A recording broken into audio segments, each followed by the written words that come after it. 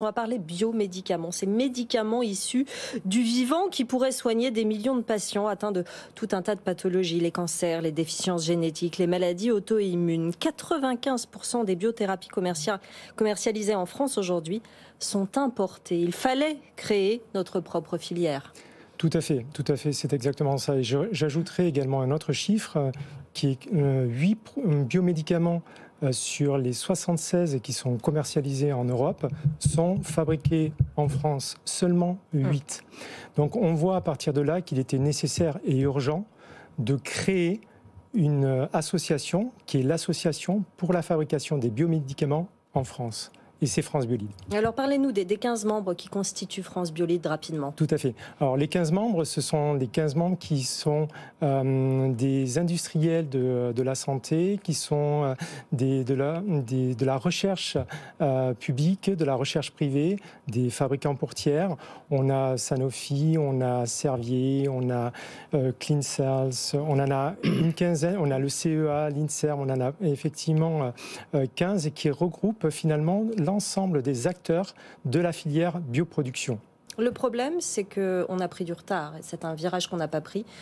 Nos voisins, nos concurrents, vous allez nous dire qui sont-ils, ont pris ce virage il y a longtemps. Et on a du retard, on peut le rattraper ? Alors oui, on peut le rattraper. Oui. C'est une des ambitions effectivement de France Biolide. L'ambition, c'est de pouvoir doubler à horizon 2030 le nombre de biomédicaments fabriqués en France pour atteindre 20 biomédicaments. C'est également de doubler le nombre d'emplois en France pour passer de 10 000 à 20 000 emplois. Et puis, c'est de faire émerger dans notre filière au moins une licorne et puis 5 ETI pour pouvoir effectivement mettre, je dirais, ces biomédicaments sur le marché et ces nouvelles technologies sur le marché pour, à la fin, et je le dis toujours, soigner nos patients.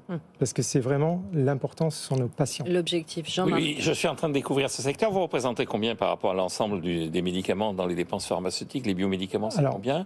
Et est-ce qu'il y a des maladies plus spécifiques vers lesquelles sont tournés ces biomédicaments?